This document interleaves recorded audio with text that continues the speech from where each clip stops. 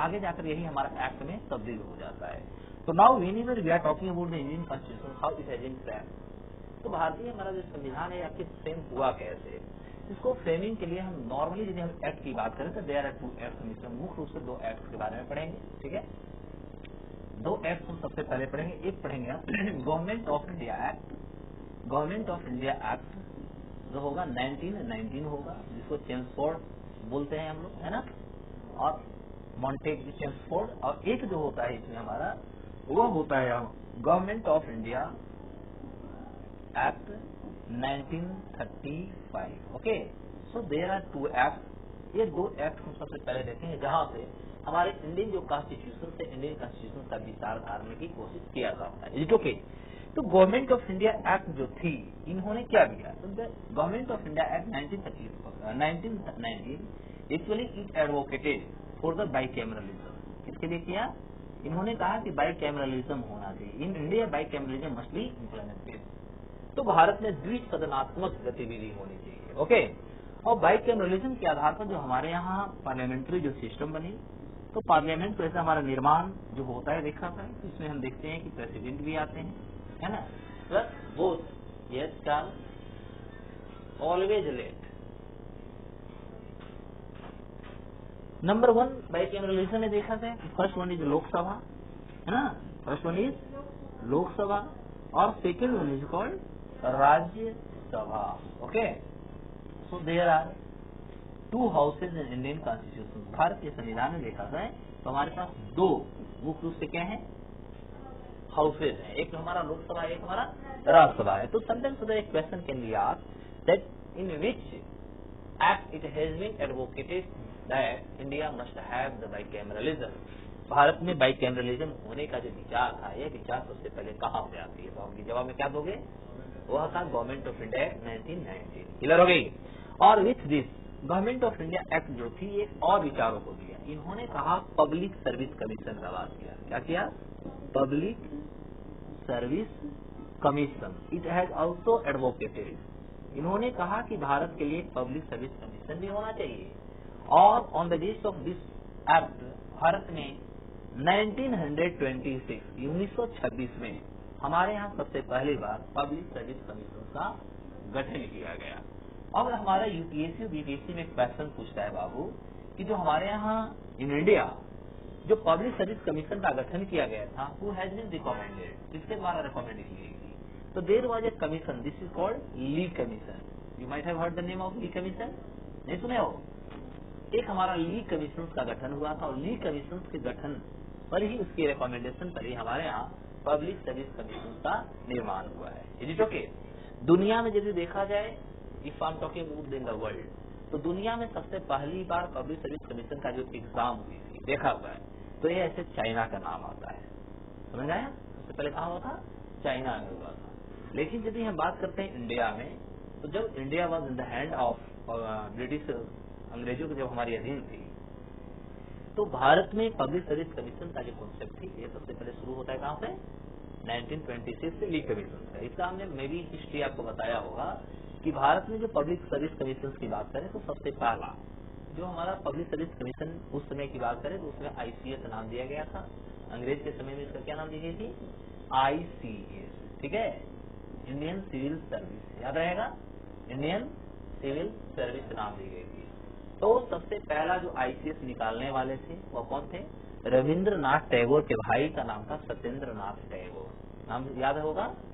पहला सबसे पहला आईसीएस निकालने वाले कौन थे, सत्येंद्रनाथ टैगोर। लेकिन वो ज्वाइनिंग नहीं कर पाए थे क्योंकि उनपे अंग्रेजों ने एक आरोप लगा दिया था कि यह व्यक्ति जो है सरकार के अपोज काम करता है या सरकार के विरुद्ध काम करता है। Is it okay. या उनकी जो नीति थी या उनकी जो पॉलिसी थी, actually there was the question which has been uplifted by the British government that this person is not in the favour of the Britishers, he is opposing, criticizing, this is why actually he was not promoted to a point। Clear हो गया। तो यही कारण हो सकता है कि इस व्यक्ति को ब्रिटिश सरकार ने इनको ज्वाइनिंग नहीं दिया था। क्लियर हो गया। लेकिन क्या होता है कि यदि इस हिस्ट्री को और हम आगे बढ़ाते हैं तो भारत में एक ऐसा भी व्यक्ति होते हैं जो आईसीएस निकालते भी है और ज्वाइन भी करते हैं। तो यदि क्वेश्चन ये आता है पहला आईसीएस निकालने वाला, तो सत्येंद्रनाथ टैगोर जी का नाम आएगा। और यदि होता है कि वह व्यक्ति के नाम बताओ जिन्होंने आईसीएस भी निकाला और आईसीएस निकालने के बाद उन्होंने ज्वाइनिंग भी किया, तो उसमें नाम आ जाएंगे सुभाष चंद्र बोस का। क्लियर हो गया? तो सुभाष चंद्र बोस आप लोगों को में भी पता ही होगा, इनका जन्म जो हुआ था उस समय वो बिहार का प्रोविंस रहा है, ठीक है, लेकिन इनका जन्म हुआ था उड़ीसा में। कटक के नाम सुना है आपने, है ना? तो कटक में इनकी जन्म हुई थी। और इनके पिताजी ने कहा कि क्या जितने भी सिविल सर्वेंट्स हो सकते हैं वो सारे के सारे क्या गोरे हो सकते हैं, रेड इंडियन ही हो सकते हैं? इन्होंने कहा कि ऐसा थोड़ी है, हम भी क्वालिफाई कर सकते हैं। इस क्वालिफिकेशन के आधार पर उन्होंने उसमें हमारे यहाँ जो सिविल सर्विस का जो एग्जाम की तैयारी होती थी वह प्रिपरेशन इंग्लैंड में होता था, ब्रिटेन में होता था। और यह पहले ऐसे भारत के व्यक्ति हुए जिन्होंने 6 महीना में, सुभाष चंद्र बोस जी ने 6 महीना में इसकी तैयारी जाके इंग्लैंड की और 6 महीना में टॉप 10 में इनका नाम आता है। क्लियर हो गई? यानी क्वालिफाई भी किया और इन्होंने ज्वाइन भी किया। लेकिन जालियांवाला बाग हत्याकांड जो हुई 1990 में 13 अप्रैल 1919 को जो हुआ, वह युद्ध जो थी, वह जो बैटल जो था कह सकते हैं, या जो नरसंहार हुई थी, लोगों को, निर्दोष लोगों को, इनोसेंट लोगों को जो मारी गई थी, यह कहीं न कहीं एक बड़ा चुनौती बना। और यह चुनौती में भारत के जो देशभक्त लोग थे उनको कहीं न कहीं यह कह सकते हैं समस्या उनको झकझोर देता है। और finally Subhash Chandra Bose also resign from his post, और सुभाष चंद्र बोस जी ने अपने पद से लास्ट में रेजिग्नेशन दे देते हैं। क्लियर हो गया? तो यह पहले व्यक्ति थे जिन्होंने आईसीएस निकाला भी और ज्वाइन भी किया। क्लियर हो गई? ये चीजों को एग्जाम में वाइजरे पूछे तो इसको ध्यान में रखिएगा, ठीक है? अब हमारे यहाँ एक और हमारा होता है government of India act. Clear होगा? तो इससे आपका 2-4 जो क्वेश्चन होता है क्वेश्चन के हम साथ ही चलेंगे, ठीक है? तो इसमें जो होती है, अच्छा इसमें हम पहले क्वेश्चन में भी आपसे पूछ लिया होगा, ये भी पूछ लिया होगा कि हमारे पास जो राज्यसभा होती है, राज्यसभा को और किस नाम से जाना जाता है? Upper house. और क्या कहा जाता है? Council of state. और एक किस तरह के हाउस होता है? एक किस तरह के हाउस होता है, ये भी आपसे एग्जाम में पूछा जाएगा। ये सबसे पहला तो ये हमारा अपर हाउस कहलाता ही है, इसमें तो कोई डाउट नहीं, बताया भी होगा। और ये जो रिप्रेजेंट करता है, प्रतिनिधित्व करता है, ये काउंसिल ऑफ स्टेट को करता है, यानी राज्यों का करता है। किसको करता है? काउंसिल ऑफ स्टेट, यानी राज्यों का प्रतिनिधित्व करता है। और तीसरी बात जो होता है, ये परमानेंट हाउस होता है। क्या होता है?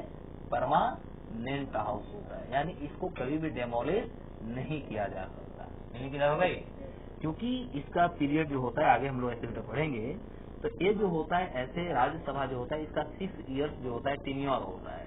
लेकिन प्रत्येक 2 ईयर्स पर, ईच 2 ईयर्स, है ना, प्रत्येक 2 साल पर जो होता है इसका 1/3 जो मेंबर होते हैं वह रिटायर्ड होते हैं। क्या होते हैं? रिटायर्ड हो जाते हैं। और फिर नया जो मेंबर्स होते हैं उनकी सिलेक्शन की जाती है, चुनाव किया जाता है। तो एक कभी भी इसका जो कंप्लीट जो पोस्ट होता है वो कभी भी कंप्लीट खत्म नहीं होता है, कंप्लीट पोस्ट निरस्त नहीं होता। क्लियर हो गई? जो प्रत्येक 2 साल पे 1/3 टोटल यदि देखा जाए तो राज्यसभा में भी हमारे पास मैक्सिमम, और करेंटली यदि हम बात करें तो करेंटली कितने हैं हमारे पास? 245 है ना, 245। और 245 का 1/3 करो तो कितना हो जाएगा? 8, 8 3 जा 24 हो गया ना।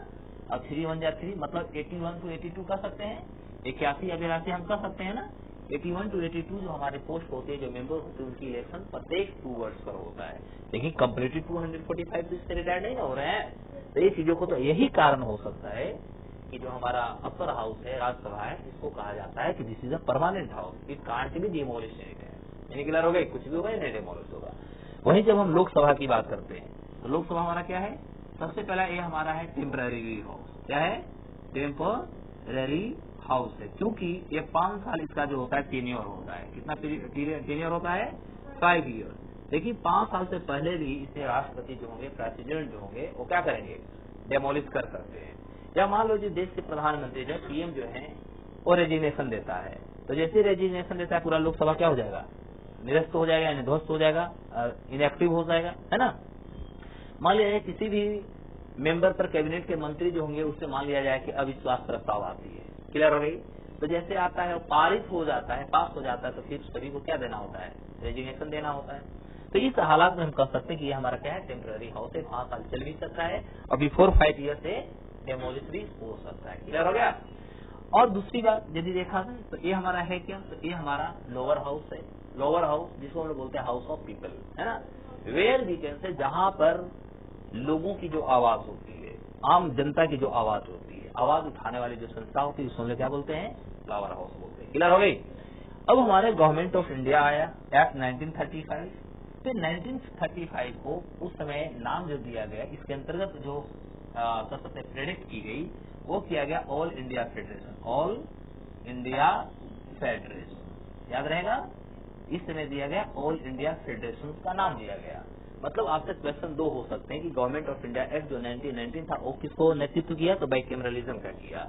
और जब भी क्वेश्चन आता है कि गवर्नमेंट ऑफ इंडिया एक्ट 1935 किसको नेतृत्व किया, तो क्या जवाब दोगे, ऑल इंडिया फेडरेशन। और इससे आपका 2-3 चीजें क्वेश्चन क्लियर हो जाएगा। इन्होंने क्या किया बाबू, ये ऑल इंडिया जो फेडरेशन थी, इन्होंने भी उस समय 2 भागों में डिस्ट्रीब्यूट किया। क्या किया, एक जो क्षेत्र थे वो प्रोविंस में आ गए, प्रोविंस में आ गए, और एक जो थे वो प्रिंसली एस्टेट्स हो गए। क्या हो गए, प्रिंसली एस्टेट्स में आ गए। तो प्रोविंस किसको नाम दिया गया, ये भी एक क्वेश्चन होगा ना, to whom we can say province, province हम किसको कहेंगे, तो प्रोविंस जो थे ब्रिटिश इंडिया स्टेट इसको कहेंगे। क्या बोलेंगे, ब्रिटिश इंडिया स्टेट, यानी जहां पर अंग्रेज जो थे उनका पूरा के पूरा हम कह सकते हैं राइट्स, चाहे वो रेवेन्यू का हो, सिविल जस्टिस का हो, या अन्य प्रकार की जो उनकी अथॉरिटी थी, उनकी जो कह सकते हैं राइट्स था, उस अधीन उनके साथ आ गया था। तो सारे पार्ट कहाँ पर चले जाएंगे, प्रोविंस में। और प्रिंसली जो था, तो प्रिंसली में एकमात्र एग्जाम्पल आप समझ, जैसे निजाम आपने सुना होगा हैदराबाद का, तो निजाम वाला जो क्षेत्र था, ऐसे जो क्षेत्र था उसको क्या बोलते हैं हम, प्रिंसली एस्टेट्स बोलते थे। क्या बोलते थे इसको, प्रिंसली एस्टेट्स बोलते थे। अब यहाँ पर क्या हुई, 2-3 चीजों को और समझिएगा। इसके साथ हमें 2-3 चीज ये समझना है कि जो लेजिस्लेटिव पावर था, क्या था, जो उस समय लेजिस्लेटिव जो पावर थी, ये लेजिस्लेटिव पावर्स को क्या किया गया, इसको डिस्ट्रीब्यूट कर दी गई। किधर हो गई, डिस्ट्रीब्यूट कर करके कुछ जो था वो प्रोविंस को दे दी गई, और कुछ जो पावर थी वो किसको दे दी गई, प्रिंसली के। मतलब हम मोटा मोटी शब्दों में कर सकते हैं इन द रफ लैंग्वेज कि the power of the legislative, यानी विधायिका जो कानून बनाने की जो अधिकार थी, यह कानून बनाने के अधिकार दोनों को दे दिया गया था, चाहे वो प्रोविंस था या वो प्रिंसली था, ये दोनों चीजों को उन्होंने दे दिया। उसके अलावे ये हमारा जो था all India government of India act 1935, इसमें और क्या हुई, तो इसमें जो हम लोग इमरजेंसी पावर पढ़ते हैं ना, इमरजेंसी पावर जो पढ़ते हैं, इमरजेंसी पावर का भी चर्चा जो हुई थी पहली बार गवर्नमेंट ऑफ इंडिया एक्ट 1935 में हुआ था। और एक सबसे और महत्वपूर्ण चीज इसके साथ बाबू जुड़ जाता है कि गवर्नमेंट ऑफ इंडिया एक्ट के तहत जो हमारा गवर्नर का पावर होता है, गवर्नर का जो पावर होता है, यह भी पावर हमारा सबसे पहले कहां से आता है, गवर्नमेंट ऑफ इंडिया एक्ट से 1935 से। तो देखो इतने सारे आपसे क्वेश्चन पूछे जा सकते हैं।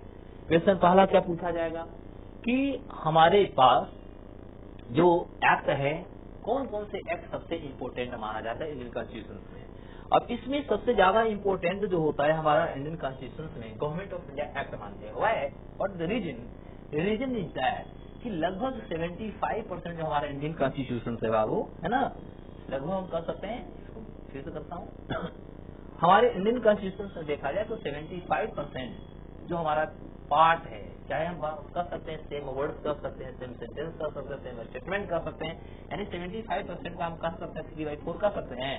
तो 3/4 जो हमारा पार्ट है, यह हम डायरेक्टली मतलब डायरेक्टली जो है हम कहाँ से लिए हैं, गवर्नमेंट ऑफ इंडिया एक्ट जो 1935 है, इससे हमने डायरेक्ट क्या कर लिया है, तो बोरोड कर लिया है। क्लियर हो गई, डायरेक्ट में क्या कर लिया है, बोरोड कर लिया है। तो इतने सारे क्वेश्चंस आपसे आ सकते हैं। क्लियर हो गया, क्लियर हो गई, तो इतने सारी चीज आपको याद हो जाएंगे। गवर्नमेंट ऑफ इंडिया एक्ट, यदि हम एक्ट की बात करें तो इंडियन कॉन्स्टिट्यूशन में सबसे महत्वपूर्ण कौन सी एक्ट रहा, तो 2 एक्ट रहे, एक गवर्नमेंट ऑफ इंडिया एक्ट 1919 रहा और दूसरा क्या हुआ 1935 रहा। तो आपसे एग्जाम में एक क्वेश्चन पूछा जा सकता है कि जो हमारा 1919 का था, ये किस चीज का नेतृत्व किया, बाइकैमरलिज्म का, एनी प्रॉब्लम नहीं। उसके अलावा इन्होंने किसका नेतृत्व किया, या ऐसे हो सकता है कि जो हमारे यहाँ पब्लिक सर्विस कमीशन आज होती है, या पब्लिक सर्विस कमीशन का सबसे पहला बार विचार कहाँ पर आई थी, गवर्नमेंट ऑफ इंडिया है 1919 में। क्लियर हो गया, सब लोग बोलो, केवल लिखो नहीं, और लिखने के लिए अभी समय दूंगा। अब इसको हमको लिखवाना पड़ेगा या आराम से आप लिख सकते हो, चलिए 2 मिनट के अंदर लिखना है। और पूछ लेता हूँ, पहले लिख लो, कुछ देर भुला जाओगे तब पूछूंगा। तो this is the act through which we can say Indian constitution initiated to frame, है ना। यानी भारतीय संविधान जो था यहाँ पर शुरुआत माना जाता है कि इतने सारे हम एक्ट का इस्तेमाल करके इंडियन कॉन्स्टिट्यूशन हमने निर्माण किया है। ओके, अब हम पढ़ते हैं अगला जो हमारी होगी वो होगा India independence act. India independence act, ये इंडिया इंडिपेंडेंस एक्ट जो आई थी, यह आई थी 1947 में। कब आई थी? 1947। और इसमें हमने क्या देखा, इसके आधार पर भारत को 2 भागों में बांटने की बात थी। एक था हमारा प्यारा भारत इंडिया, और एक बना कौन? पाकिस्तान। क्लियर हो गया? एक बना इंडिया और एक बना पाकिस्तान। तो हम कह सकते हैं इंडिया और पाकिस्तान ये दोनों का जो हमने डिस्ट्रीब्यूशन देखा था, ये डिस्ट्रीब्यूशन करने वाले कौन थे? Lord Mountbatten. कौन थे? लॉर्ड माउंटबेटन, है ना, जो उस समय गवर्नर जनरल भारत का पहला था। लेकिन उसमें पहले तो वायसराय थे, ठीक है, पहले वायसराय थे। लेकिन जब इंडिया आजाद होती है, क्योंकि वायसराय का पद देखा जाए तो 1957 का जो हमारा रिवोल्ट हुआ था, उसके बाद 1958 से हमारे यहाँ गवर्नर जनरल का जो पोस्ट था इसको एलिमिनेट कर दिया गया और उसकी जगह क्या लाई गई? वायसराय। लेकिन जब इंडिया आजाद हुआ तो इंडिया आजाद होने के बाद इंडिया का फर्स्ट जो थे गवर्नर जनरल, है ना, फर्स्ट जो गवर्नर जनरल बने यही बने। एक आप लोग से बड़ा प्यारा सा क्वेश्चन पूछा जा सकता है, जवाब दोगे आप लोग? लगता है कि लास्ट क्लास में हमने बताया था।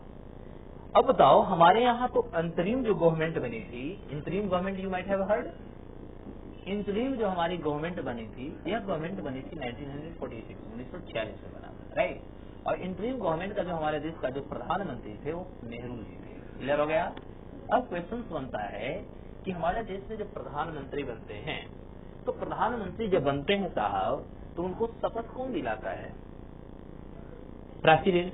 अब आपसे क्वेश्चन हुआ कि जब नेहरू जी 1946 में देश के प्रधानमंत्री थे, जब अंतरिम सरकार चल रही थी, उसके बाद यदि हम देखते हैं तो भारत में जब 1947 में 1947 में हमारा इंडिया जब आजाद होता है, इंडिया फ्री होता है, तो फ्री होने के बाद भी इंडिया के जो पीएम बने वो भी नेहरू जी ही बने ना। तो क्वेश्चन होता है कि इनको शपथ कौन दिलवाया था? उसमें राष्ट्रपति थे हमारे, तो इनको शपथ कौन दिलवाया था? मान लीजिए क्वेश्चन पूछ लिया जाए, एकदम गलत है, 1000% गलत है। ये आप नहीं, बहुत अच्छे अच्छे विद्वान जो है ना बच्चे, जो 2-4 बार इंटरव्यू भी दे दिए, उनसे भी क्वेश्चन पूछिएगा, आज जाकर के पूछिएगा, जो 2-4 बार एग्जाम दिए हों बीपीएससी यूपीएससी का, उनसे बोलिएगा कि 1946 में जब देश के प्रधानमंत्री पंडित नेहरू जी बने, ठीक है, जब अंतरिम सरकार चल रही थी, जब 1947 में हमारा देश आजाद हुआ, उसके बाद भी उनको प्रधानमंत्री बनाया गया, उस समय उनको शपथ कौन दिलाया था? एक्चुअली इंडियन ट्रेडिशनल यदि हम बात करते हैं कॉन्स्टिट्यूशन में, तो हमारे यहाँ प्रधानमंत्री का शपथ दिलाते हैं राष्ट्रपति। यदि राष्ट्रपति नहीं है तब वो जिनको भी प्रमोट करेंगे, जिनका भी नाम वो आगे बढ़ाएंगे, वो जाकर उनको शपथ दिला देगा। Is it okay? लेकिन that time we had no president, हमारे पास उसमें तो प्रेसिडेंट नहीं थे। क्यों? हमारे यहाँ प्रेसिडेंट मिले कब? 1950 से। अच्छा, आप लोग से क्वेश्चन और पूछता हूँ, आशीष खड़े हो जाओ।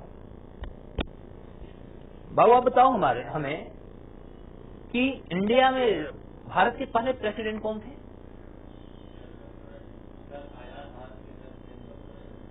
ठीक है, और आजाद भारत से पहले भी कोई राष्ट्रपति थे क्या?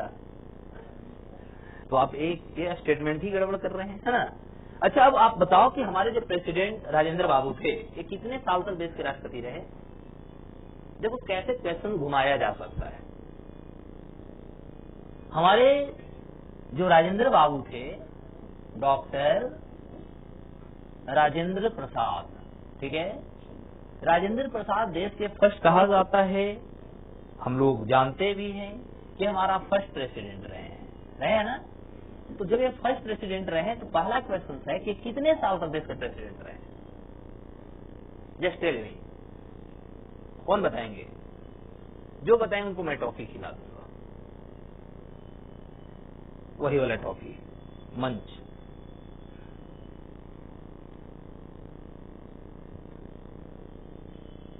एनीवन? नो? बैठ जाइए। चलो मैं बताता हूं। डॉक्टर राजेंद्र बाबू, देखो यहाँ पर हम 2-3 क्वेश्चन डाल दिए, आप लोग एकदम पूरा दिमाग साइलेंट, जो पूछ रहे हैं आज जाकर के आप लोगों से पूछिएगा, जो खुद को कहते हैं कि I am trying to be civil servant, उनको कहेगी भैया तुम बता दो ना कैसे मैनेजर होगा, ठीक है? तो पहले हमारे राष्ट्रपति जो रहे राजेंद्र बाबू, ये 12 ईयर्स रहे। कितने ईयर्स रहे? अब क्वेश्चन फिर हो गया कि हमारे यहाँ प्रेसिडेंट का इलेक्शन कैसे साल के लिए होता है? 5 ईयर्स के लिए। तो फिर 12 ईयर्स कैसे? अगेन क्वेश्चन, अगेन हुआ ना क्वेश्चन कि राष्ट्रपति बने तो 2 साल, 2 बार, 2 टर्म, 2 ही बार रहे थे ना, तो 2 टाइम्स जब रहे तो 5 दूना 10 साल, तो फिर 12 कैसे? अगेन क्वेश्चन हुआ। तो देखो क्या हुआ, हमारे देश की जो संविधान थी, इंडियन कॉन्स्टिट्यूशन जो थी, है ना, तो इंडियन कॉन्स्टिट्यूशन को हमने क्या किया कि 26 जनवरी 1950 को इम्प्लीमेंट किया, है ना, और हम इसी दिन एडॉप्ट कर लिए थे कि हमारे देश के जो फर्स्ट प्रेसिडेंट होंगे, यानी नॉमिनेट हमने किया था, ऐसे समझो, हमने नॉमिनेट कर दिया था राजेंद्र बाबू को, नॉमिनेट कर दिया था कि you will be the president of India.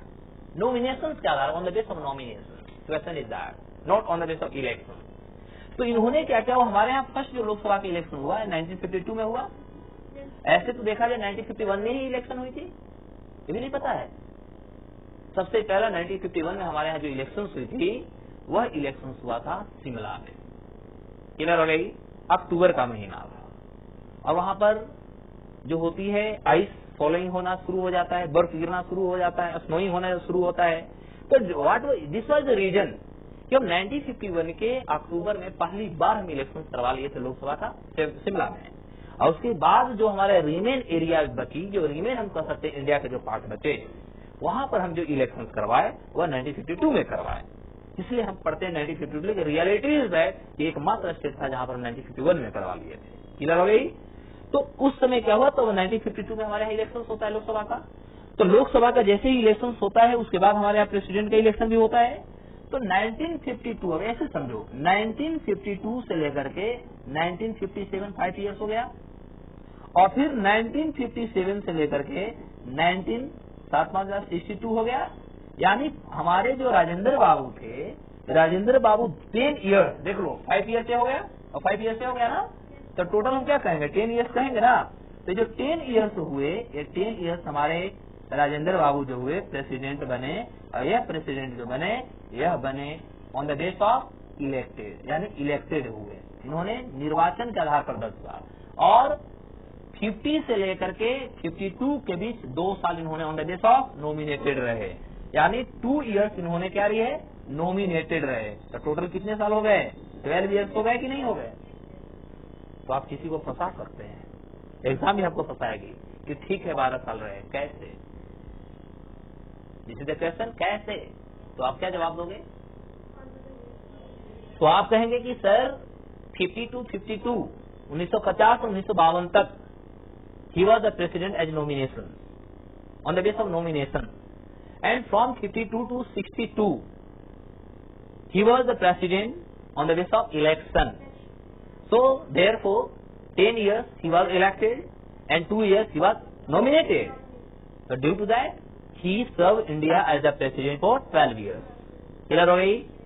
देखो खाली छापो नहीं कॉपी, कॉपी छीन लेंगे। हाँ, अब नेक्स्ट क्वेश्चन का भी हमें जवाब देना बाकी रह गया ना। अब हुआ कि जब हमारे पहले प्रधानमंत्री नेहरू जी ने देश के प्रधानमंत्री बने, तो अब बताओ आजाद हुआ हमारा क्या 1947 में, और प्रेसिडेंट कब बने 1950 में बने ना। तब इनको शपथ कौन दिलाए होंगे, फिर क्वेश्चन वहीं पर आ गया। हाँ, तो अब आप लोग के पास इतने सारे हम बताए इसलिए कि आप पकड़िए। तो उस समय के जो हमारा गवर्नर जनरल था, और वह गवर्नर जनरल माउंट बेटन थे, इन्होंने ही इनको शपथ दिलाया था, नेहरू जी को पहले प्रधानमंत्री का शपथ दिलाया था। Is it okay? तो आज आप किसी से पूछिएगा 2-4 क्वेश्चन बहुत इंपॉर्टेंट बता दिया है ना. Please right on. Now this question, one question can be asked कि हम जो बात करते हैं साहब इंडियन कॉन्स्टिट्यूशन की या कॉन्स्टिट्यूशन, ठीक है, तो इन इंडिया भारत में फर्स्ट टाइम कॉन्स्टिट्यूशन का डिमांड कौन किया था? Tell me if you are studying Lakshmi Khan. Who demanded first time that India must have a constitution without any external affairs and interference? No, 1000% गलत. Okay. In 1934, M.N. Roy, इनके नाम आप जानते होंगे और यह भारत के इतिहास में बड़ा एक कम्युनिस्ट लीडर थे. He was a communist leader. ठीक है, आपको पता है कि कम्युनिस्ट जिसको हम लोग CPI बोलते हैं, कम्युनिस्ट पार्टी ऑफ इंडिया, इसकी स्टेब्लिशमेंट कब हुई थी? इट वॉज स्टेब्लिश्ड इन 1925. कब हुआ था? 1925. क्लियर हो गया. और इसी समय जनसंघ की भी एक तरह से देखा जाए तो स्थापना हुई थी. ओके, तो ये जो CPI के सबसे पहले कौन थे साहब? एक नेता थे, एम.एन. रॉय साहब. Okay, and he was the first person who demanded first time कि India must have a constitution. यह पहले व्यक्ति थे भारत के जब 1990 में 1919 में ILO की स्थापना हुआ था. नाम सुने हो? ILO, इंटरनेशनल लेबर ऑर्गेनाइजेशन, दुनिया की सबसे ओल्डेस्ट संस्था है. World oldest institution in the world. उसका नाम क्या है? ILO, इंटरनेशनल लेबर ऑर्गेनाइजेशन, है ना. तो पहली बार ये M.N. रॉय साहब है जिनको लेनिन ने अपने यहां बुलाया था, जो खुद मार्क्सिस्ट था. सुना है हिटलर जैसे लोगों से इनको भी मिलने का मौका मिला होगा. और वहां से आने के बाद इन्होंने कम्युनिस्ट गतिविधियों को भारत में अंजाम दिया. और भारत में कह सकते हैं कि कम्युनिस्ट जो कॉन्सेप्ट आया ना, यह concept was derived and given by M.N. Roy. Clear हो गई. तो M.N. Roy was the first person who demanded that India must have a constitution, पहली बार. और इनके मांग के बाद एक साल के बाद हम कह सकते हैं 1935 में हमारा INC जो था, इंडियन नेशनल कांग्रेस जो थी, डिमांडेड फर्स्ट टाइम. तो एक तरह से ऐसा क्वेश्चन आपसे पूछा जा सकता है कि भारत में सबसे पहले संविधान का डिमांड किसने किया? M.N. रॉय. लेकिन हमारा इंडियन नेशनल कांग्रेस कब किया? 1935 में किया. क्लियर हो गई. अब INC, इंडियन नेशनल कांग्रेस का तो आप हिस्ट्री जानते होंगे. इसकी स्थापना 28 दिसंबर है ना 1885 को हुआ था. कहा? जगह है गोकुल दास संस्कृत महाविद्यालय,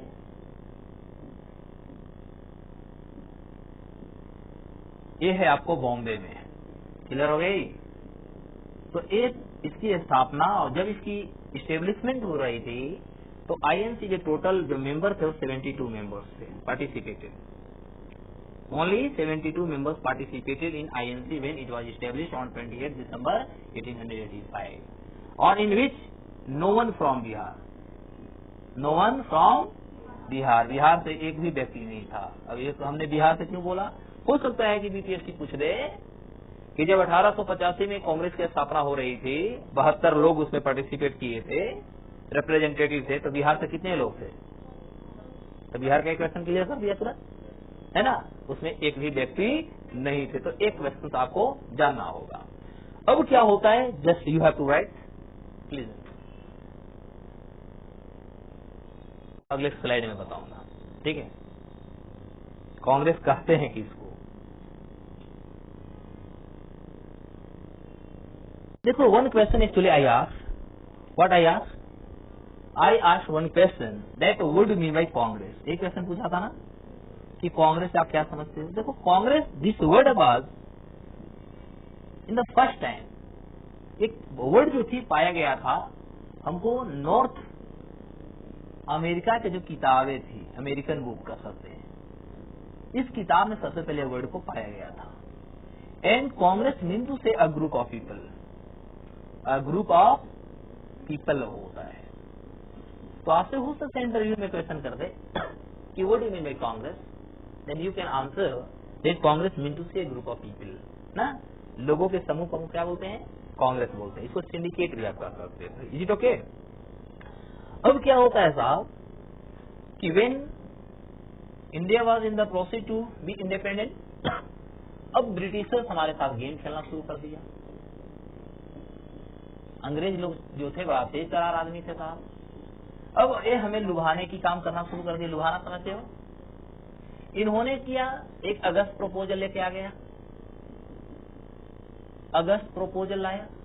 और यह अगस्त प्रपोजल था, इट वाज ब्रॉट ऑन 8 अगस्त और डेट था 8 अगस्त 1940 को इन्होंने अगस्त प्रस्ताव लाया और भारतीयों को कह सकते रिझाने की कोशिश किया। रिझाना मिंटू से लियोर करने की कोशिश किया। But in that time Muslim league, you know, Muslim league completely rejected. ये प्रपोजल को हम कम्प्लीटली, मुस्लिम लीग जो था क्या कर दिया, रिजेक्ट कर दिया। कहा कि there is no need of it. So Britishers go, I am not in your support. Is it okay? Then second proposal actually it has been brought by Britishers. और second proposal क्या लाया गया, उसका नाम दिया है Cripps mission. You know, Cripps mission proposal. It was brought in 1942. ये कब लाया गया? 1942. This is the year when Mahatma Gandhi gave the slogan "Do and die" from Maharashtra यानी बॉम्बे। याद आया ना? इन्होंने कहा करो या मरो। ये स्लोगन जो था गांधी जी और दे दिए। तो ब्रिटिशर्स इसने क्या कहा, शॉर्ट में भी बता रहा हूँ, आगे तुम लोगों को डेस्क पढ़नी है। ब्रिटिशर्स ने कहा क्रिप्स मिशन प्रपोजल के तहत कि भारत का कॉन्स्टिट्यूशन तो होगा, इंडिया का अपना कॉन्स्टिट्यूशन होगा, but after second world war, getting, India must have a constitution but after second world वार। मतलब अंग्रेज फिर यहां पर एक गेम खेलना शुरू कर रहा था, क्योंकि फर्स्ट जो वार हुई थी वर्ल्ड वार, उसमें तो इंडिया को झोंकी दी गई थी। उसमें हमारे बापू जो थे, गांधी जी जो थे, उनको भी सार्जेंट कहा गया, नाम दिया गया, क्योंकि उन्होंने उस समय देश के युवाओं को उन्होंने इनकरेज किया कि जाओ युद्ध लड़ो, अंग्रेजों के साथ रहो, अंग्रेजों के साथ कदम से कदम मिलाकर उनको युद्ध जीतवाओ। क्योंकि उस समय हम समझ नहीं पाए थे अंग्रेजों को। और नेहरू जी, गांधी जी ऑलरेडी बाहर से आए थे, 1915 इंडिया आए थे, तो वो भी बहुत अच्छे से अध्ययन नहीं कर पाए कि बंदा है क्या। लेकिन जब जालियांवाला बाग हत्याकांड हुई तो पूरे लोगों के आंख पे जो चश्मे लगे हुए थे ना, मोटे चदरा वाली, वह उनकी फूट गई और पता चला कि अंग्रेज जो है हमारे लिए बहुत अच्छे कर नहीं रहे हैं, हमारे सोसाइटी के लिए अच्छे नहीं कर रहे हैं, बल्कि हमें एक्सप्लॉइट कर रहे हैं, शोषण कर रहे हैं। चाहे वो हमारा सोशल हो, इकोनॉमिक हो, एजुकेशनली हो, कल्चरल हो, भिन्न भिन्न हमारे जो एरियाज थे, क्षेत्र थे, ये सारे क्षेत्रों में क्या कर रहे थे, हमें कहीं न कहीं एक्सप्लॉइट कर रहे थे। क्लियर हो गई? तो अब इससे आपका एक और क्वेश्चन हो सकता है फाइनली कि when it was carried on. तो अच्छा आप ये बताओ कि जो हमारा सेकेंड वर्ल्ड वार हुआ था, ये सेकेंड वर्ल्ड वार कब हुआ था बाबू? ये 1939 to 1945, this was the duration. और सेकेंड वर्ल्ड वार खत्म कैसे हुआ था? यस, यानी इस समय हमने देखा था एक 6 अगस्त था और एक 9 अगस्त था, है ना? Little boy of fight man के नाम सुना होगा, परमाणु, ठीक है। तो उस समय क्या हुआ कि एक हमारा हिरोशिमा था, हिरोशिमा, और एक हमारा था नागासाकी, है ना? ये दोनों जो टाउन थे, ये टाउन किसके थे? ये जापान के थे। और जापान पे जब अमेरिका के द्वारा 2 एटम बम गिराए गए, परमाणु बम गिराए गए, तो उसके बाद जो जापान जो था यह अपने आप को क्या कर दिया, सरेंडर कर दिया। Is it okay? और जैसे ही सरेंडर किया सेकेंड वर्ल्ड वॉर की समाप्ति मानी जाती है। Is it okay? तो ये जो इन्होंने पॉलिसी लाया, ब्रिटिशर्स ने जो पॉलिसी इंडिया के लिए लाया, इसको भी रिजेक्ट कर दी गई। ठीक है, इसे भी रिजेक्ट कर दी गई, rejected by Muslim league. Clear हो गया? मुस्लिम लीग ने इसको भी क्या कर दिया, रिजेक्ट कर दिया। अब इसके बाद कौन होगा, कैबिनेट मिशन प्लान, है ना। तो थर्ड हमारा पॉइंट में कौन आएंगे, अब होगा हमारा कैबिनेट मिशन प्लान। यह कैबिनेट मिशन प्लान जो थी यह आया था इंडिया में 1946 में। क्लियर हो गई? और माना जाता है कि इंडियन जो हमारे कॉन्स्टिट्यूशन है, जो उसकी जो फ्रेमवर्क है, वह फ्रेमवर्क की बिगिनिंग जो होता है, जो शुरुआत होता है, यह कैबिनेट मिशन प्लान से ही इसको शुरुआत माना जाता है। Is it okay? तो अब कैबिनेट मिशन प्लान में there is a question that how many members are there. Cabinet mission plan में कितने सदस्य थे? जिसमें 3 थे, नाम आपने सुना होगा। तीनों व्यक्ति कौन कौन थे? एक पैथिक लॉरेंस थे, एक सर स्टेफोर्ड क्रिप्स थे, नाम सुना होगा, और एक जो थे इसमें वो थे एवी अलेक्जेंडर। और ये तीनों जो थे, तीनों का नाम हो गया यार, फिर से बोलो, एवी अलेक्जेंडर, स्टेफोर्ड क्रिप्स और स्टेफोर्ड क्रिप्स, एवी अलेक्जेंडर, और तीसरा कौन था, पैथिक लॉरेंस। क्लियर कर देता हूं, देखो। तो यहां पर हम कैबिनेट मिशन की बात कर रहे हैं। तो ये जो हमारे पास कैबिनेट मिशन आया था, तो कैबिनेट मिशन में देखा जाए तो 3 मेंबर्स थे। How many members are there? There are 3 members. 3 वो मेंबर है बाबू। और तीसरा 3 मेंबर में पहला जो था वो कौन था, पैथिक लॉरेंस। कौन थे? पैथिक लॉरेंस थे, है ना। दूसरा कौन था, स्टेफोर्ड क्रिप्स था। और थर्ड कौन था, A V Alexander. A V Alexander. Clear हो गई? There were 3 members in Cripps mission. अब इससे एक क्वेश्चन आपसे पूछा जा सकता है। क्या पूछा जा सकता है? क्वेश्चन पूछा गया है, खासतौर पर यूपीएससी में पूछा गया कि जब ये तीनों मिल करके, तीनों जब मिशन में जब सदस्य बन के आए थे, तो ये जो कैबिनेट मिशन प्लान था वह भारत में किस तरह के गवर्नेंस सिस्टम का बात किया था, यानी नेतृत्व किया था। तो इन्होंने कहा था कि India must have the federal system. क्या होना चाहिए? Federal system. तो ये 1 क्वेश्चन अगेन आस्क, है ना। अब हो सकता है इसमें क्वेश्चन पूछा जा सकता है, डायरेक्ट ऐसे कहेगा कि भारत में जो हमारा कॉन्स्टिट्यूशन बने, यह कॉन्स्टिट्यूशन कौन से प्लान के तहत बना है? जवाब क्या देंगे आप? Cabinet mission plan. और यही कैबिनेट मिशन प्लान जो 1946 में आई थी, इसी के द्वारा हमारे यहाँ अंतरिम सरकार जो थी, अंतरिम गवर्नमेंट जो थी, जिसको आप कह सकते हैं शॉर्ट पीरियड गवर्नमेंट, जिसको आप कह सकते हैं टेम्पररी गवर्नमेंट। क्लियर हो गई? तो जो टेम्पररी गवर्नमेंट का जो कॉन्सेप्ट थी, ये कहीं न कहीं कह सकते हैं कि कैबिनेट मिशन प्लान के द्वारा दिया गया था। Is it okay? All of you remember? बढ़िया से याद हो गई? Okay, so please write down. So in this session we have to study, now I made understand कि भारत में interim government was established from in 1946। यही हुआ था ना। तो 1946 में हमने क्या देखा? This was the period of 1946 when Indian constituent assembly was framed, और जो फ्रेम हुई थी, date was that 9th December 1946, 11th December 1946 and 13th December 1946. There are 3 dates which are very important for your exam. On 9th December, what happened? In that time, Sachidanand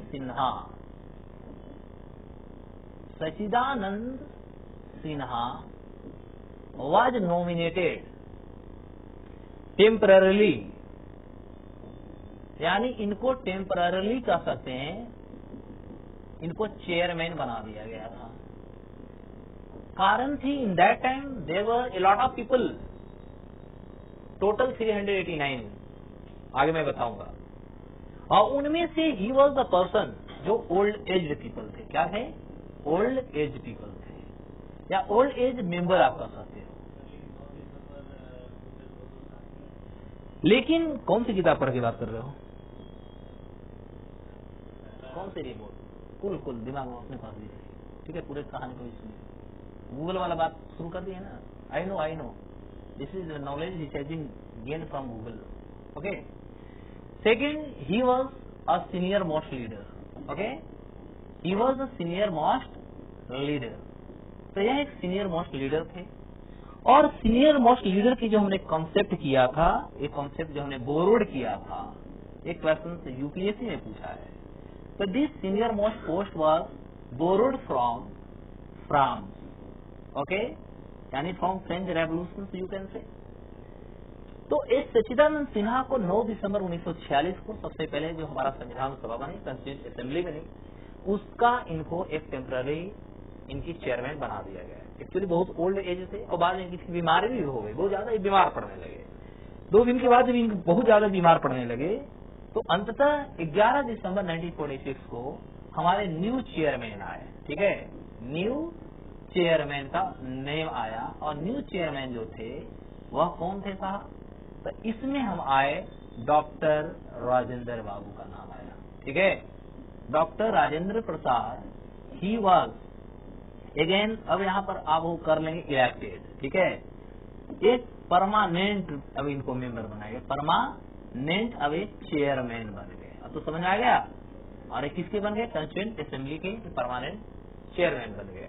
बाबू जब मैं समझाऊं तो समझो, जब हम पूछेंगे नहीं बताएंगे तो फिर बहुत उसका नेगेटिव प्रभाव पड़ेगा। मैं बता रहा हूँ, जब समझाऊं तो समझो। तुमको लगता है कि सर बोलते जा रहे, मैं लिखते जा रहा हूँ, जब सर कहेंगे कि लिखो तो उस समय हम बिंदास होकर मोबाइल चलाएंगे। ठीक है, याद रखें मेरा क्लास है, जितना हम पढ़ाते उतना ही जम के पूछते हैं। और 13 दिसंबर को क्या होता है? ऑन 13 दिसंबर हुआ कि पंडित नेहरू जी जो थे, पंडित नेहरू जी ऑब्जेक्टिव रेजोल्यूशन को लेके आते हैं। क्लियर हो गया? Objective resolution was brought by Pandit Nehru. Clear हो गई? और ये जो हमारा ऑब्जेक्टिव रेवोल्यूशन था उस समय, जो 13 दिसंबर 1946 को आया, इसे हम प्रेजेंट में जो होता है, वर्तमान यदि आपसे पूछा जाए तो प्रेजेंट में इसको हम प्रिएम्बल के रूप में जानते हैं। Is it okay? किस रूप में हम जानते हैं इसको? Preamble of Indian constitution. आपसे क्वेश्चन से भी पूछा जा सकता है कि आज का जो हमारा संविधान है, उस संविधान का जो हमारी प्रिएम्बल है, यह प्रिएम्बल सबसे पहली बार कब आया? तो what will be the answer? 13 December 1948। Who has been brought, इनके द्वारा लाया गया, Pandit Nehru. What was name that time? Objective. And what the name in the present? Clear हो गई? तो क्वेश्चन ऐसे घुमाया जा सकता है। हम लोग प्रिएम्बल पढ़ते आ रहे हैं, लेकिन प्रिएम्बल किसने दिया? पता थी? कहां से आया? नहीं आइडिया था, बस किताबों में देता ऑब्जेक्टिव रेजोल्यूशन, नेहरू जी ने लाया और वहीं पर मैटर खत्म हो गई। लक्ष्मीकांत भी यही करेगा, ऑब्जेक्टिव रेजोल्यूशन। उसके आगे वर्तमान का प्रिएम्बल कौन है? क्लियर हुआ नहीं? ये है किताब की हालात। आगे बढ़ते हैं। अब जो 1946 हुआ, तो 1946 में हमारे यहाँ जो इलेक्शन हो रही थी, ठीक है, तो हम कह सकते हैं 1946 के कॉन्स्टिट्यूएंट जो हमारे असेंबली बनी, कॉन्स्टिट्यूएंट हमारी जो असेंबली बनी, एक कॉन्स्टिट्यूएंट असेंबली में टोटल जो हमारे पास मेंबर्स थे, टोटल में बात कर रहा हूँ, टोटल मेंबर्स, तो टोटल जो मेंबर्स थे वह थे 389। कितने थे? 389 थे। और 389 को हम 2 भागों में डिस्ट्रीब्यूट करेंगे। एक हो जाएंगे 296 और एक जो हो जाएंगे वो हो जाएंगे 93। देखो तो टोटल आ गया ना, 639 99 18 1 2 1 3। क्लियर हो गई? तो टोटल हमारे पास जो मेंबर्स थे उस तरफ 296 प्लस 93, तो 93 जो थे ये प्रिंसली एस्टेट्स थे। ये कौन थे? दीज वर प्रिंसली एस्टेट्स थे। क्लियर हो गया? और ये जो 296 थी ये ब्रिटिश इंडिया स्टेट था। क्या था? ब्रिटिश इंडिया स्टेट था। अब हम आगे इससे इलेक्शन करूंगा। Okay, so please write down. Okay, one question can be asked, एक और क्वेश्चन आपसे इसे पूछा जा सकता है, बार बार एग्जाम में पूछती है कि जब राजेंद्र बाबू को 11 दिसंबर 1946 को इन्हें जब परमानेंट चेयरमैन बना दी गई, तो उस समय हमारे पास एक एडवाइजर थे, कॉन्स्टिट्यूशन या कॉन्स्टिट्यूशनल कर सकते हैं, है ना, कॉन्स्टिट्यूशनल एक एडवाइजर थे। वो एडवाइजर का क्या नाम था? RN राव या BN राव? ठीक है, तो उनका नाम था BN राव। ओके, ये भी आपसे क्वेश्चन पूछा जा सकता है, तो इस चीजों को भी आप याद रखेंगे। ठीक है, अब हम चलते हैं डायरेक्ट अगले स्लाइड पे देखते हैं। अब क्या होती है कि हमारे पास टोटल मेंबर्स कितने थे? 389 थे ना, और 389 को हमने कितने भागों में बांटा था? 296, और फिर हमने कितना रखा? 93 रखा, देखा ना। तो ये जो 296 थे, इनको हमने नाम क्या दिया? ए प्रोविंस थे, ये कौन थे? प्रोविंसेस थे, और ये कौन थे? प्रिंसली थे, ये प्रिंसली एस्टेट्स थे, है ना। अब ये प्रिंसली एस्टेट थे, तो अब क्या होता है कि 296 से जब इलेक्शन होगी है, 296 तक जब हमारे इलेक्शन होगी तो इसको दो भागों में पढ़ेंगे, एक होगा 292 और एक होगा हमारा 4, टोटल कितना हो जाएंगे? 296 हो गए। तो जब ये 292 पर जो हमारी इलेक्शन हुई थी, यह हमारा गवर्नर, ठीक है, उस समय जो हमारे पास गवर्नर थे, तो एक गवर्नर के कह सकते क्षेत्र रहा होगा। लेकिन एग्जाम में ऐसे क्वेश्चन पूछेगा कि इसको किस रूपों में हम जानते थे, तो इसको आप दूसरे शब्द में कह सकते हैं कि ये गवर्नर स्टेट थे। क्लियर हो गया। और ये चार जो हमारे पास थे, यह फोर्थ थे हमारा चीफ इलेक्शन कमिश्नरी या कमिश्नर, ठीक है, कमिश्नर ए स्टेट थे। अब आपसे एग्जाम में पूछा जा सकता है, ऐसे पूछा नहीं है, बाय द वे क्वेश्चन पूछा जा सकता है कि चार चीफ इलेक्शन कमिश्नरी इलाका कौन था, जिसको याद करने के लिए वो बेस्ट तरीका दे रहे हैं। ठीक है, वह था A, B, C और D। अब आप लोग को लग रहा है क्या पढ़ा रहे हो सर, ABCD नहीं आता है क्या? A stand for Ajmer, B stand for Balochistan, C stand for Kurd और D stand for Delhi. Is it okay? D stand for Delhi.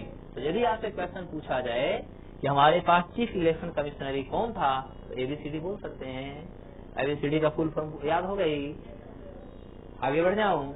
अब क्या होता है बाबू, ध्यान देंगे, अभी इस पे और आपको इलेक्शन की बात टोटल करेगी। तो एक चीज आप याद रखिएगा कि हमारे पास ये जो प्रोविंस वाला पार्ट था ना, इसमें जो इलेक्शन होती थे डायरेक्ट इलेक्शन होता था। कैसे होती थी? डायरेक्ट। लेकिन यहाँ पर जो इलेक्शन होती थी वो इनडायरेक्ट होती थी। क्लियर हो गई? कैसे होती थी? डायरेक्ट का मतलब जनता चुनता है, इनडायरेक्ट मतलब दूसरे प्रतिनिधि चुने हुए प्रतिनिधि चुनते हैं। और क्या, प्रधानमंत्री की इलेक्शन कैसे होता है? Direct indirect? इनडायरेक्ट होता है इंडिया में, और प्रेसिडेंट का इनडायरेक्ट। अब क्या होता है कि जब हमारे यहाँ इलेक्शन 296 पर होता है, कितने पर? सॉरी 389 को लेते हैं ना, सॉरी। अब जब हमारे यहाँ 389 पे इलेक्शन होते हैं, 389 पे हमारा इलेक्शन होगा, ऐसे इसको पहले आप जोड़ लेंगे। पहला था 208, 208, 73, इसको पहले सब्ट्रैक्ट जोड़ करके हम क्लियर करता हूँ। पहला था 208, 73 और 15, कितना हो गया? यानी 296। तो अब हम देखते हैं यहाँ पर हमारे यहाँ जो डायरेक्ट जो इलेक्शन हुई थी, वो डायरेक्ट इलेक्शन कितने पे हो रहे हैं? हमारा 290। ओहो माय गॉड, क्या हमने कर दिया। ठीक है, फिर से करता हूँ। यहाँ पर हमारा क्या था? 296 था ना, और 296 को हमने क्या किया था? दो भागों में तोड़ा था, 292 और 4, ये था ना। तो हमारे यहाँ इलेक्शन हो रही है 296 पर इलेक्शन हो रहा है। अब जब ये इलेक्शन हुआ तो यहाँ पर तीन लोगों ने का जो मत हुई है, तीनों का जो टोटल था, तो 208 जो मिले सीट, ये मिला INC का, इंडियन नेशनल कांग्रेस ने जीता कितना? 208। टोटल 296 सीट थी, 296 सीट थी, और 296 सीट्स में 296 सीट्स में 208 सीट्स कौन जीता? Indian national Congress. और 73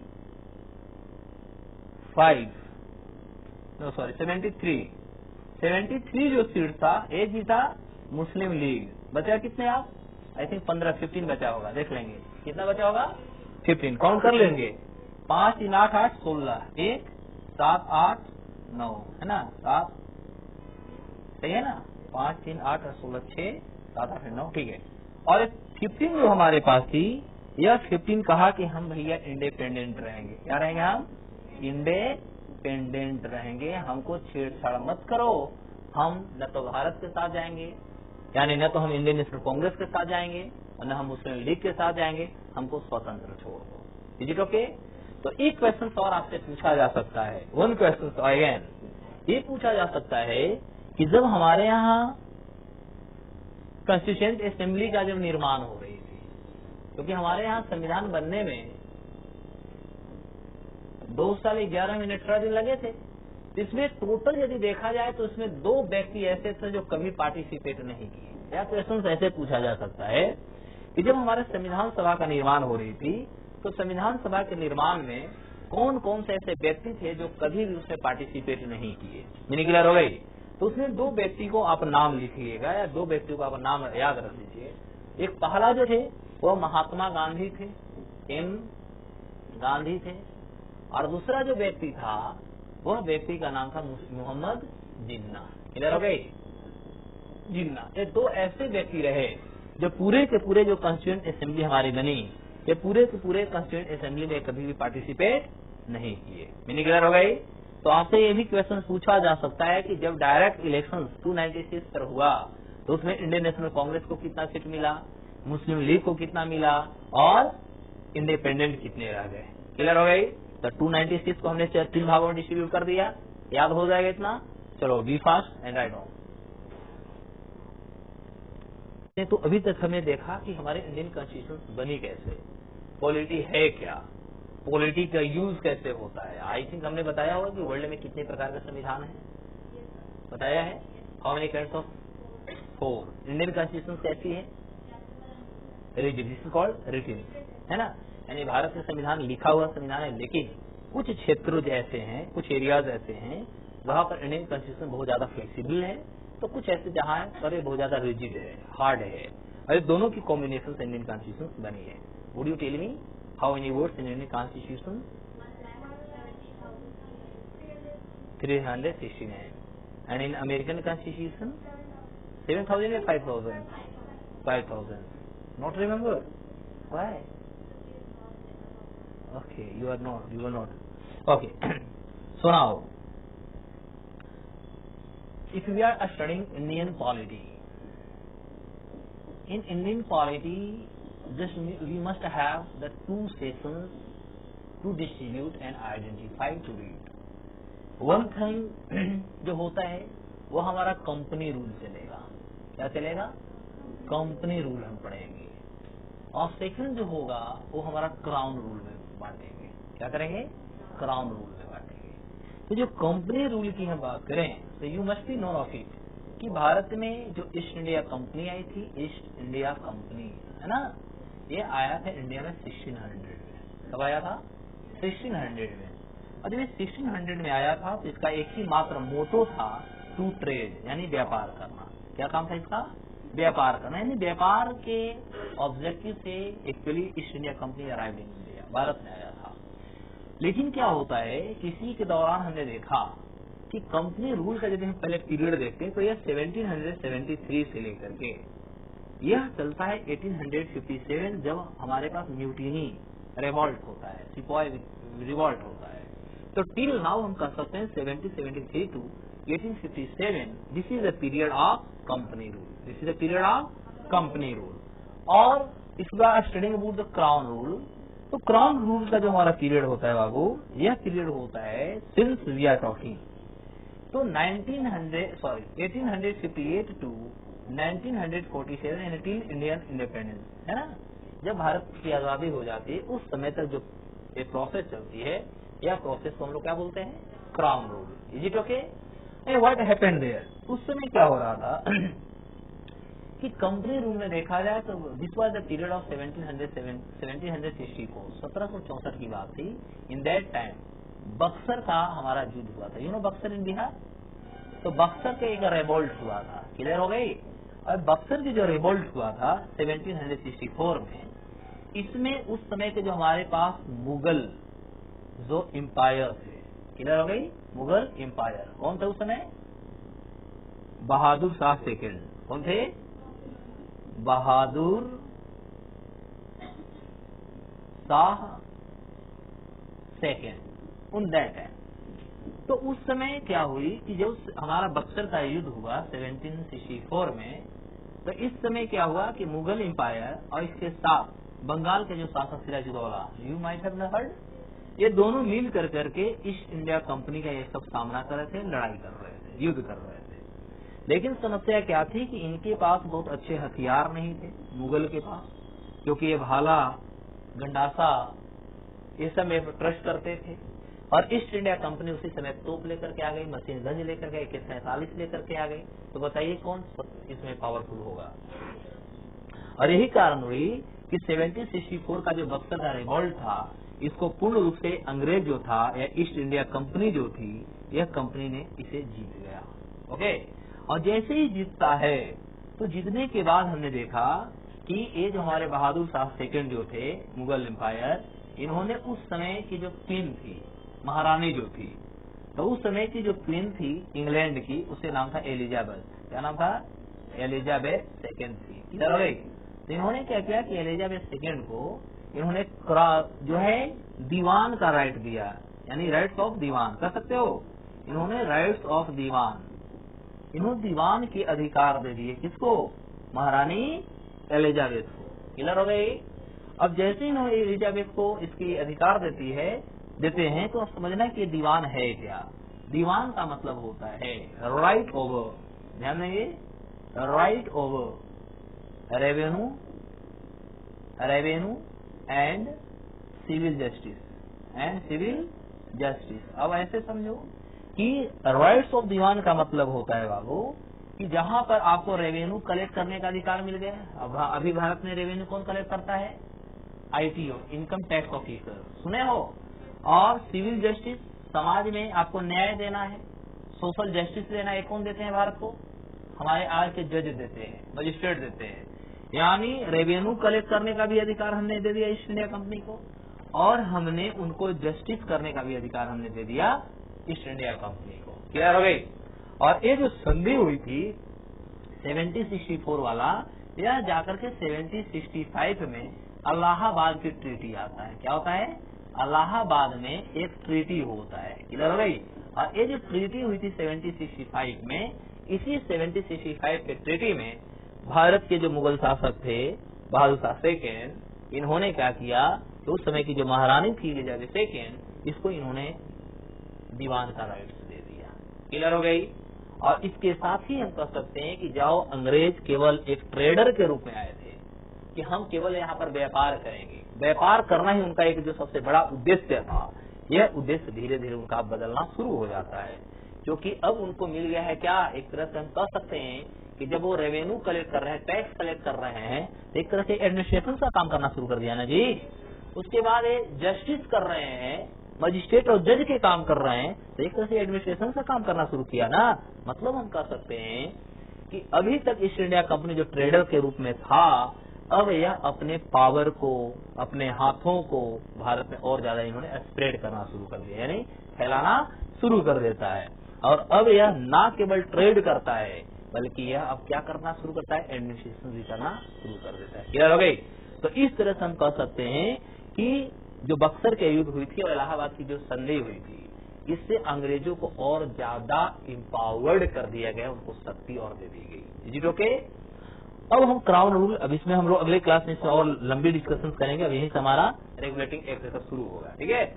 अब हमारा क्राउन रूल जो होती है, तो क्राउन रूल जब क्या हुआ था, ईस्ट इंडिया कंपनी 1857 में जो हमारे म्यूटिनी रिवॉल्ट हुआ था, या कह सकते हो सिपाही जो रिवॉल्ट हुई थी, उसमें कहीं न कहीं ईस्ट इंडिया कंपनी जो था अपने आप को कमजोर महसूस कर रहा था। कि उस समय आपने मंगल पांडे का विद्रोह देखा होगा, बिहार से आपने सुना होगा कियारा यानी जगदीशपुर के वीर कुंवर सिंह का, फिर आप कीर अली के नाम सुना होगा, पटना के खजुहट्टा के नाम सुने हैं, गुरहट्टा के नाम सुने, पटना सिटी में गुरहट्टा है, सुने हो कि नहीं? तो पटना के गुरहट्टा एक जगह है पटना सिटी में, वहां से पीर अली जो बिहार के नहीं थे, वो यूपी से थे, लेकिन उस समय बिहार में पटना सिटी में गुरहट्टा में वो करते थे, किताब बेचा करते थे, किलर हो गई, बुक सेलर थे, और उन्होंने इस आंदोलन में उतर गए। मतलब हम कह सकते ऐसे बिहार में इसकी शुरुआत मानी जाती है देवघर से। 1857 के जो विद्रोह था, रिवोल्ट था, बिहार में इसकी शुरुआत मानी जाती है कहां से? देवघर से। ठीक है, देवघर में एक जगह है, गांव है चांदीपुरा, इसमें सुना होगा, तो वहीं से इसको शुरुआत मानी जाती है। तो सब हम आगे बात करेंगे। तो यहाँ पर ईस्ट इंडिया कंपनी जब अपने आप को हार महसूस कर रही थी, तो उन्होंने उस समय की महारानी, और अब हुआ था कि क्राउन के जो रूल, ये पीरियड जो था 1858 से 47, तो ये जो हमारा पीरियड थी 1858, इस समय यहाँ की महारानी बदल गई थी। उस समय वहां थी एलिजाबेथ, और कौन आ गई? अब यहाँ पर विक्टोरिया आ गई। कौन आ गई? विक्टोरिया आ गई। यानी क्लियर हो गया? तो अब यहाँ पर ईस्ट इंडिया कंपनी जो थी, उन्होंने विक्टोरिया से सहयोग मांगने के लिए गया। तो विक्टोरिया ने कहा कि बाबू अब तूने बहुत दिन तक राज कर लिया, अब तुमसे इंडिया संभलेगा नहीं। अब ऐसा करो कि जो तुम्हें हम अधिकार दिए हैं, ये सारे अधिकार आज ही और अभी हम तुमसे ले रहे हैं, और अब इंडिया को हम डायरेक्ट रेगुलेट इंग्लैंड से बैठे बैठे करेंगे। मीनिंग क्या हो गई? तो इस तरह से हमारे पास दो तरह से इंडियन पॉलिटी का, यदि हम ओरिजिन की बात करते हैं, तो ओरिजिनेशन में हम दो चीजों को देखेंगे। इसमें बहुत सारे हम चार्टर को पढ़ेंगे, बहुत सारे एक्ट को पढ़ेंगे, और इसमें हुआ कि एक कंपनी एक्ट चला, एक कंपनी रूल चला, और एक जो चली वो हमारा क्या चला? क्राउन रूल चला। और इस तरह से हम 73 से इसका इतिहास को देखेंगे, हिस्ट्री को, और जो लास्ट में हम 1947 में आजादी देखेंगे और 1950 में देश के संविधान को हम देखेंगे। क्लियर हो गई? तो ये these are the period by which we have to know, and the history what that just we have to insist in mind. दिमाग में हमें इस चीजों को जानना भी हो कि हमारी हिस्ट्री कैसे कैसे बढ़ी। तो एक कहानी पूरी आपको समझ में आ गया? पक्का? तो चलो अब हम लोग इसको और अच्छे से, इसमें अब हम लोग को पढ़ना है बहुत सारी चीज, एक्ट कौन कौन हुए, कैसे कैसे एक्ट हुए, वो सारी चीजों को हम आगे से डिस्कशन करेंगे अगले क्लास में। किन्हीं को कोई क्वेरी है, कोई क्वेश्चन है? नहीं है ना? कोई क्वेश्चन है क्या? जल्दी बोलो।